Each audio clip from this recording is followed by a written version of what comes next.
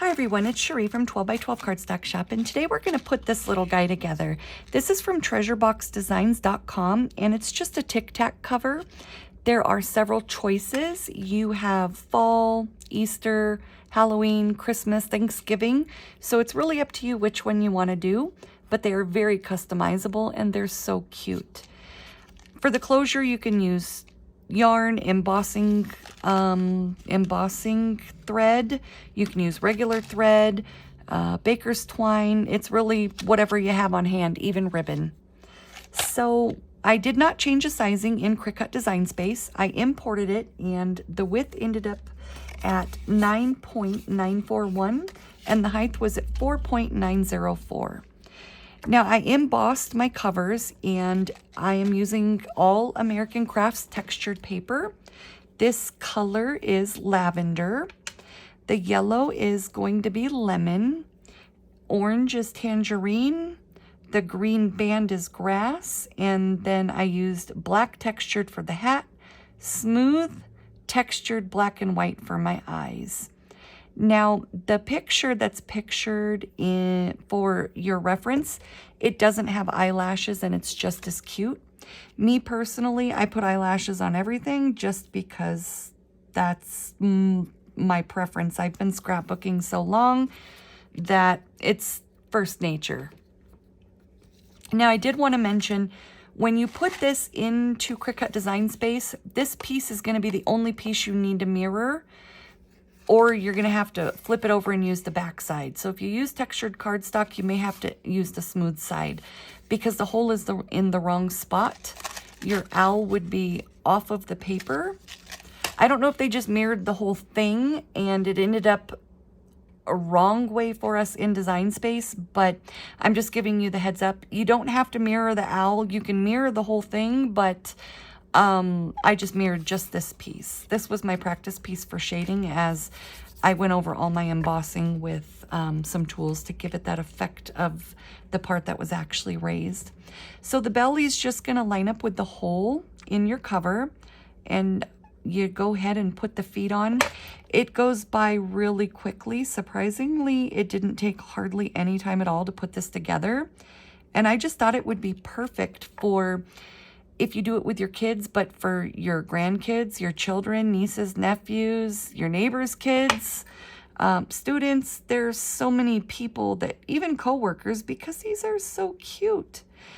And it would be a cute gesture if you gave it to that coworker with, you know, not so friendly breath. And I know you guys know what I'm talking about. I've had a few of those. The doctors that I worked with, some of them, I'd offer them gum and they'd have no idea. So after you glue his feet on, you're going to go ahead and put his head on. And at this point, after his head's on, you would glue the whites to the eyes down and then the black pieces. And you're going to bring it down a fair amount, about halfway, just to give a large enough allotment for the hat so the tip isn't hanging off. And this little guy is so cute, so easy. They're all so cute, and I didn't know which one to pick, but I went with the owl. I can always do the turkey for another video, or the little Easter bunny. They have a snowman, they have Santa. There's definitely a lot of cute little things that aren't necessarily paper piecing as far as kids or bears, but more things that you wouldn't have to use for yourself, you could actually make and give away. So let's put the hat together. I went ahead and did the band in the color grass. And I know that I get asked about my ink. I have Tim Holtz, Memento. I have so many inks. I have Catherine Pooler, but I swatch my inks.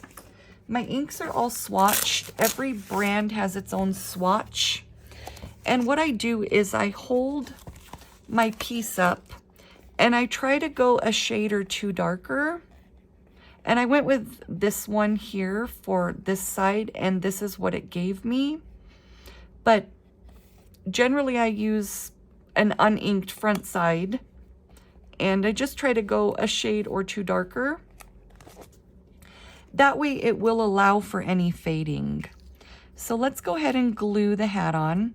But I don't really have a go-to for ink because they all kind of have their own purpose. I do love Tim Holtz just because it's blendable, and actually that's what I used on the outside of my cover, where then if I wanted to do the oxide portion of it, I'd just spray some water on it and it would have little dots. And I'm thinking about doing that maybe with some black and purple, wilted violet and soot in the Tim Holtz Distress Oxide inks.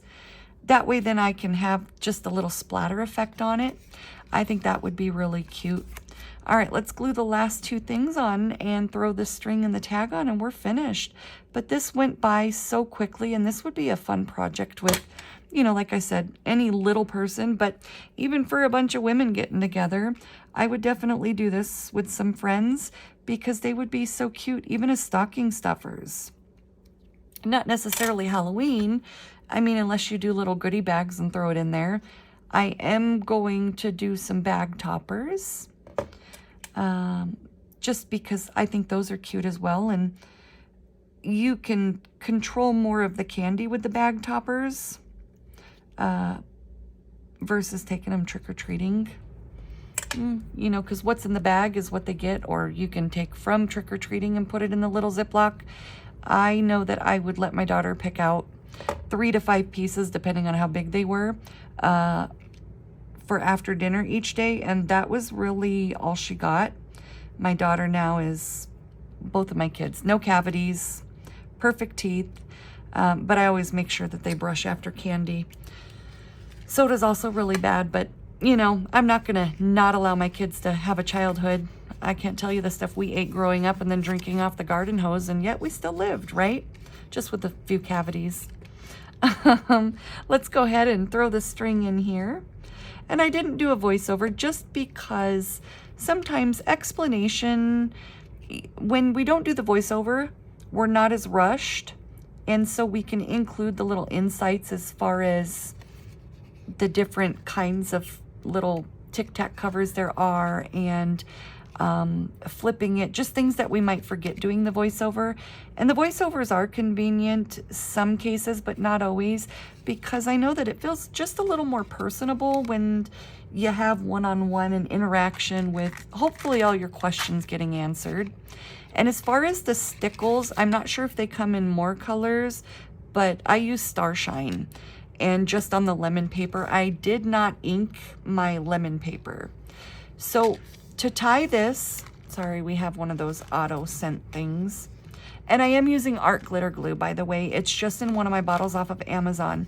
If you go over to my page, Paper Pieces and Leftovers, I actually have a video saying all of the tools that I used are in the comment with the links.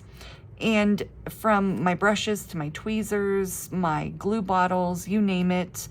And I even have the link for the 12 by 12 cardstock shop paper because that is where I get my paper. I used to go to Joann's. Convenience is everything nowadays. Our Joann's is slim pickings with paper. So I actually found 12 by 12 looking for paper and ended up on their design team, luckily. But this is all that it is. And what I did is I tied the first base of my knot, well, my bow, not my knot, and then I added my tag on, and then I did the bow part. And like I said, just add a piece of sticky tape or a glue dot to the back of your Tic Tac box if you do not want it sliding all over. But if you tie it snug enough, I mean, it shifts, but it's not gonna just randomly fall out unless you shake it. But here's the finished product. And any questions, feel free to comment and ask. And thank you for watching.